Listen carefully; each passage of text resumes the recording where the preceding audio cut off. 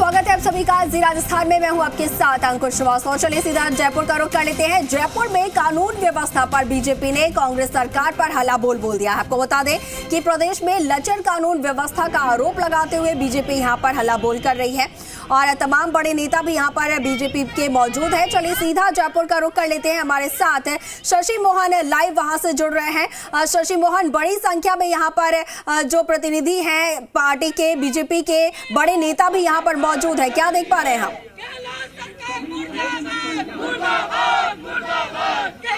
देखिए, ये मार्च शुरू हो चुका है। बीजेपी के नेता प्रतिपक्ष गुलाब चंद कटारिया साथ में, उनसे बात करते हैं। कटारिया जी, क्या स्थिति कहें सरकार की? देखिए, ये मार्च शुरू हो चुका है। बीजेपी के नेता प्रतिपक्ष गुलाब चंद कटारिया साथ में, उनसे बात करते हैं। कटारिया जी, क्या स्थिति कहें सरकार की? आप लोगों को विरोध मार्च करना है, सीएम हाउस का घेराव है। क्या इस सरकार को इसकी कानून व्यवस्था को देखकर कोई न शर्म आती है, न उसके बारे में कोई उनको चिंता है, न उसके बारे में वो एक शब्द बोलते हैं। ऐसा लगता है कि जंगल राज से भी घटिया राज कोई हो सकता है कानून व्यवस्था की दृष्टि से, तो वो राजस्थान का है। और वो एक नहीं, मैं सोचता हूँ कोई दिन ऐसा नहीं निकलता जिस दिन इस प्रकार की घटना नहीं होती।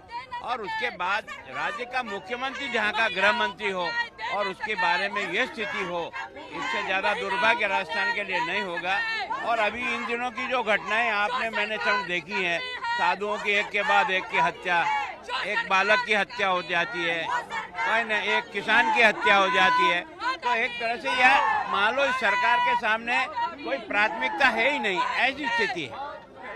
लेकिन आज एससी आयोग के अध्यक्ष भी आए हुए हैं, जमवा रामगढ़ के दौरे पर हैं और महिला को जिंदा जला दिया गया है। इन सारे मामले, मॉब लिंचिंग का भी मामला हुआ, किस रूप में देखा जाए इसको, जबकि कानून लेके आ गई सरकार? ऐसा लगता है कि सरकार का भय नाम की कोई चीज नहीं।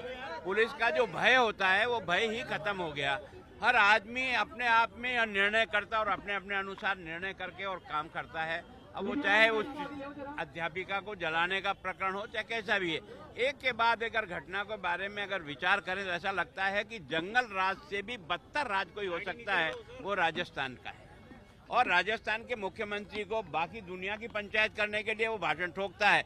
अपने बारे में भी तो बोले यार, कम से कम तेरे मुंह में भी अगर जीबान हो तो इन हालातों को देख करके तुम अच्छा कहता तो चलो अच्छा कह दे, और तुम अगर खराब कहता हो तो वो भी बोल तो सही कम से कम। दुर्भाग्य है कि एक शब्द नहीं बोलता है और रोजाना पंचायत दूसरों की करने जाता है। घनश्याम जी, आप किस रूप में देखते हैं प्रदेश की स्थिति? अभी गुलाब जी ने सारा बता ही दिया है। मैं इतना ही कहना चाहता हूं कि राजस्थान में जो सरकार है वो हफ्ता वसूली की सरकार है और चाटा चूटी की सरकार है। सरकार के मंत्री और विधायक मुख्यमंत्री को धमकी देते हैं, उनके काम हो जाते हैं, अपना हफ्ता वसूली कर लेते हैं। उसी प्रकार से चारों तरफ जैसे किसी आदमी को चींटियां खाती है, उसी प्रकार से इनके लोग लिपटे हुए हैं। और ये चाटा चूटी की और हफ्ता वसूली की सरकार है, इसलिए सारी कानून व्यवस्था की स्थिति और राज्य की स्थिति बिल्कुल चौपट हो गई है। और मुख्यमंत्री इससे बचाव करने के लिए फालतू की बेबुनियाद की बातें करते रहते हैं। मुख्यमंत्री जी ये भी कह रहे हैं कि बीजेपी तो केवल मुद्दे उछाल रही है और आधारों पर कोई काम नहीं कर रही। बीजेपी का काम है मुद्दे उछालने का। राजस्थान में विपक्ष में बीजेपी है और बीजेपी मुद्दे उछालकर सरकार की नाकामियों को जनता के सामने ला रही। तो देखिए, घनश्याम तिवारी कह रहे हैं कि बीजेपी मुद्दे उछालेगी और मुद्दे उछाल करके सरकार की जो नाकामी है उसको जनता के सामने लेकर के आएगी। यहाँ पर ये जो विरोध प्रदर्शन है, विरोध मार्च है बीजेपी का, ये शुरू हो चुका है और बीजेपी के प्रदेश अध्यक्ष सतीश पूनिया की अगुवाई में ये मार्च शुरू हुआ है। हम सतीश पूनिया से बातचीत करने की कोशिश करते हैं। सतीश जी, आप लोगों ने ये मार्च किया, सीएम हाउस के घेराव का ऐलान किया, पुलिस के आत्माओं भी भूल रहे हैं आपके ऐलान से। एक मिनट, थोड़ी व्यवस्था करने दो। कानून व्यवस्था अपने आप में बड़ा मुद्दा है, बेटा इसको अलग कर लो। पीछे हटना बहन जी। कानून व्यवस्था बड़ा मुद्दा है, पुलिस के हाथ पैर कानून व्यवस्था बनाने में भी भूल रहे हैं, पुलिस के हाथ पैर कानून व्यवस्था बनाने में भी भूल रहे हैं और आप लोगों का सामना करने में भी जाएंगे।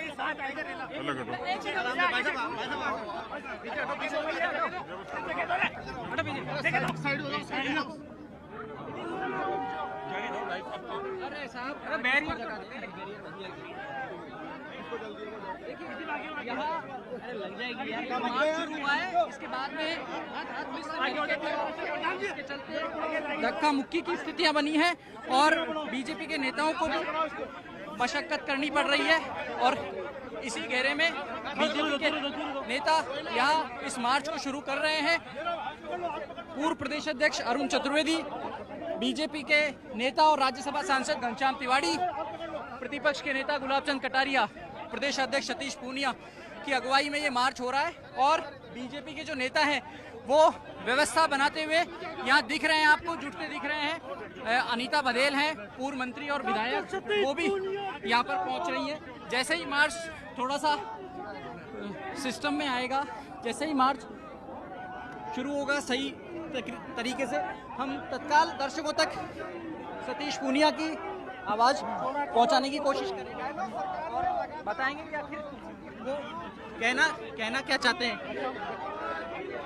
अभी शहीद स्मारक पर जो एक कार्यकर्ता जुटे हैं उसमें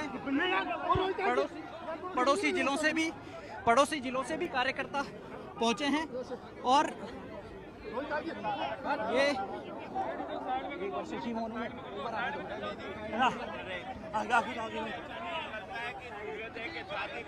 चैन बना के रखो अध्यक्ष जी।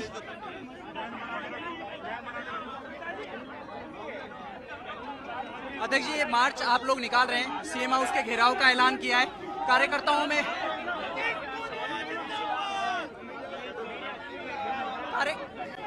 में किस तरह की प्रतिक्रिया दिख रही है प्रदेश के कानून व्यवस्था को लेकर? देखिए, राजस्थान में 3.5 वर्षों में जो कानून व्यवस्था की स्थिति हुई है वो दुर्भाग्यपूर्ण, चिंताजनक है।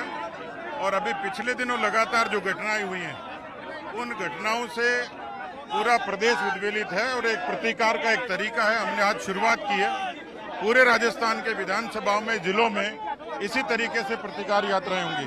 अध्यक्ष जी, मुख्यमंत्री कह रहे हैं कि बीजेपी सिर्फ मुद्दे उछाल रही है बेवजह के, जबकि इतना गंभीर मामला नहीं। मुख्यमंत्री की नजर में होगा, लेकिन मुख्यमंत्री गृह मंत्री के नाते विफल हैं। तो बीजेपी के प्रदेश अध्यक्ष सतीश पूनिया कह रहे हैं कि मुख्यमंत्री गृह मंत्री के नाते विफल है। और आप देखिए कि जो मार्च है ये लगातार सिविल लाइंस की तरफ बढ़ रहा है। इस मार्च में बीजेपी के सभी प्रमुख चेहरे, जयपुर जिले और जयपुर के आसपास के जो जिले हैं वहाँ के प्रमुख चेहरे, विधायक और पदाधिकारी मौजूद हैं। इन लोगों की यही कोशिश है कि अपने शक्ति प्रदर्शन से, अपने मार्च से सरकार को चेताया जाए, सरकार की आंखें खोली जाए और प्रदेश में कानून व्यवस्था को सुधारा जाए। जब 2 दिन पहले बीजेपी के प्रदेश अध्यक्ष सतीश पूनिया प्रेस से बात कर रहे थे, तब भी उनका यही कहना था कि उनकी कोशिश है कि सरकार को प्रमुख विपक्ष के नाते आंखें खोलेंगे सरकार की। जितेंद्र जी हमारे साथ में, जयपुर शहर, जयपुर देहात ग्रामीण उत्तर के जिलाध्यक्ष। जितेंद्र जी, कार्यकर्ताओं में तो जोश है इस मार्च को लेकर के, लेकिन मुद्दा बहुत गंभीर है, लॉ एंड ऑर्डर का मुद्दा बहुत गंभीर है। और रोज जिस तरह हत्याएं हो रही है, महिलाओं के साथ अत्याचार हो रहा है, अब भारतीय जनता पार्टी के कार्यकर्ताओं ने ठान लिया कि आगे ऐसा नहीं होने देंगे। या तो सरकार चेत जाए, नहीं तो हमको कई तरीके आते हैं। आज एक सिर्फ संकेत है ये, उसके बाद में और बड़ा प्रदर्शन हम करने वाले हैं। रोज महिलाओं के साथ अत्याचार, लूट, चोरियां, दलितों के साथ नित्य नए रोज, और मुख्यमंत्री को पता नहीं है कि क्या कार्य रोज क्या हो रहा है राजस्थान में। इसलिए ये जनता बहुत दुखी है। और राजस्थान की आवाज यहाँ के प्रदेश अध्यक्ष डॉक्टर सतीश जी पूनिया के नेतृत्व में भारतीय जनता पार्टी के कार्यकर्ता हैं। आज देखिए, ये बीजेपी के कार्यकर्ता हैं और ये मार्च निकाल रहे हैं, कह रहे हैं। श्रवण सिंह बगड़ी है प्रदेश मंत्री। श्रवण जी, कहाँ से पदाधिकारी और नेता विधायक आए?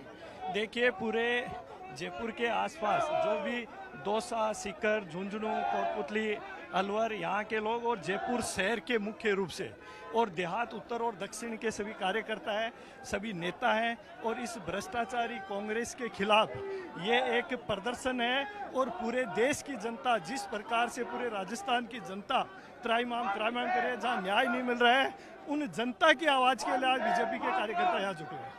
देखिए, बीजेपी के कार्यकर्ता कह रहे हैं जनता की आवाज़ उठा रहे हैं। सरदार अजयपाल सिंह हैं, उनसे बात करते हैं। सरदार जी, जो ये मार्च है इसमें लोगों की भावना किस तरीके से सरकार को जगाने की रहेगी?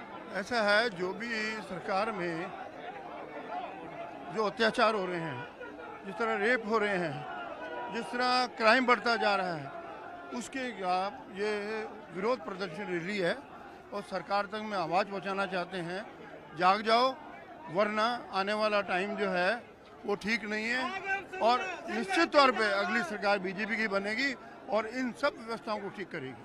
आने वाला समय ठीक नहीं है राघव जी, अजयपाल सिंह जी ऐसा कह रहे हैं कि अगली सरकार बीजेपी की बनेगी और व्यवस्थाओं को ठीक करेगी। क्या किसी भी सरकार में क्राइम पर 100% लगाम कसी जा सकती है? क्राइम पर 100% लगाम की बात नहीं कर रहे, तुलनात्मक अगर आप देखेंगे तो निश्चित रूप से पिछले 6-7 महीने से जयपुर के झालावाड़ में, पाली में, जोधपुर में, उदयपुर में, करौली में, अलवर में, जमवा रामगढ़ में एक के बाद श्रृंखला और राजनीतिक टूरिज्म कर रहे हैं राजस्थान के मुख्यमंत्री।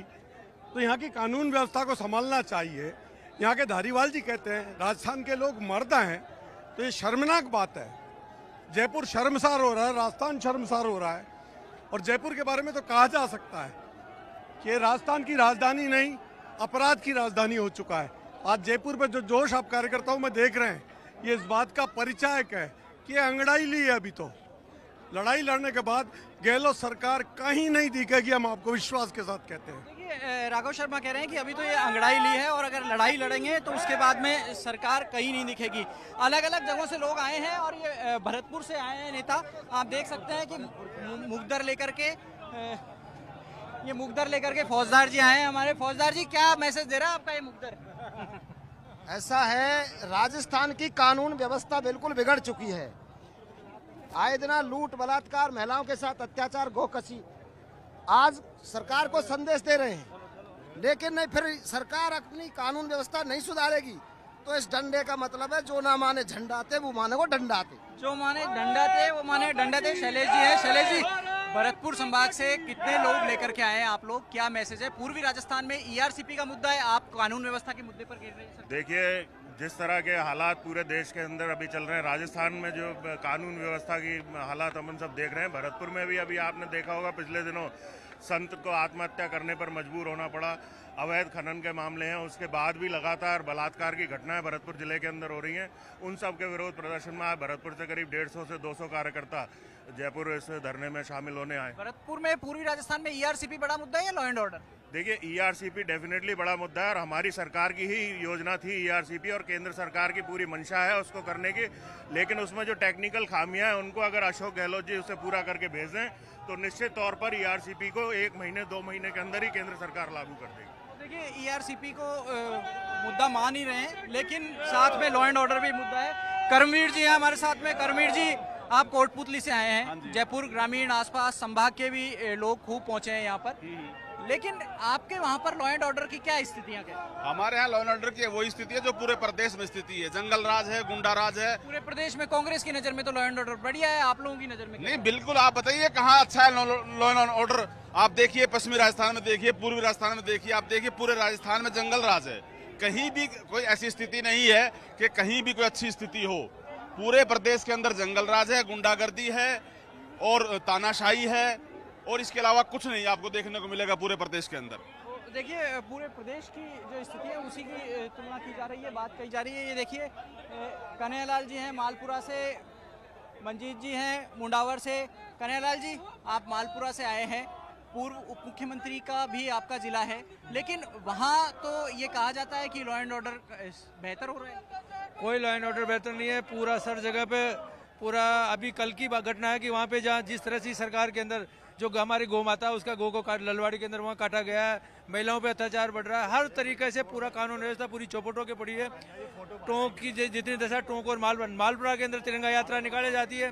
तिरंगा के अंदर कोई आदमी लेके जाता है तो उसको तिरंगा को फाड़ के उसका अपमान किया जाता है। उनके खिलाफ ये सरकार राष्ट्रीय ध्वज हो सकता है कि भारतीय जनता पार्टी का और भगवा ध्वज जो जिनके खिलाफ तो है ही है, बाकी तो राष्ट्र के भी खिलाफ है, राष्ट्रीय ध्वज के भी खिलाफ है। तो ये तो बिल्कुल निकम्मी सरकार है, सब परेशान हो चुके हैं। मुंडावर से विधायक हैं मंजीत जी, वो इस पूरे प्रदर्शन के हॉट केक हैं क्योंकि अलवर जिला बीजेपी के लिए एक नई प्रयोगशाला के रूप में उभर रहा है। 2 मॉब लिंचिंग के मामले आए राजस्थान में, दोनों बड़े अलवर जिले से ही हैं, भले ही संप्रदाय इसमें अलग अलग। बिल्कुल ठीक बात है और विशेष तौर से कहना चाहूँगा कि अगर पूरे राजस्थान की बात करें तो 33 जिलों के अंदर अपराध के मामले में अलवर पहले नंबर पर है। 2 एसपी बैठाने के बाद भी आज तक अपराध पे कोई अंकुश नहीं लगा है। तो मैं माननीय मुख्यमंत्री से कहूंगा कि आप 2 की बजाय 11 एसपी वहां बैठाएं। 11 विधानसभा क्षेत्र है, क्या पता कहीं ना कहीं आगे जाके अंकुश लग सके। तो देखिए 2 की बजाय ज़्यादा आईपीएस ऑफिसर बिठाने की बात मंजीत धर्मपाल चौधरी कह रहे हैं और साथ में वो ये भी कह रहे हैं कि अलवर में आपराधिक घटनाओं पर अंकुश नहीं लगा पाना सरकार की बड़ी नाकामी है। और आखिर ऐसा क्यों हो पा रहा है? ये रतन जलदारी हैं। रतन जलदारी सीकर के पूर्व विधायक हैं। रतन जी, क्या मैसेज लेकर के आ जा रही है? राजस्थान सरकार की का अत्याचार, दलितों के ऊपर जो अत्याचार किया गया है, महिलाओं के साथ जो अत्याचार किया गया है, इसके खिलाफ हम ये रैली लेकर के और मुख्यमंत्री का घेराव करने के लिए जा रहे हैं। हम सीकर से आए हुए हैं, सीकर से पूर्व विधायक हूँ मैं रतन जलदारी। तो आप लोगों से यही कहना चाहूँगा कि इस सरकार को बदलनी है, जो सरकार निकम्मी है। रतन जलदारी कह रहे हैं कि वो सीकर से रैली लेकर के आए हैं, उनके साथ में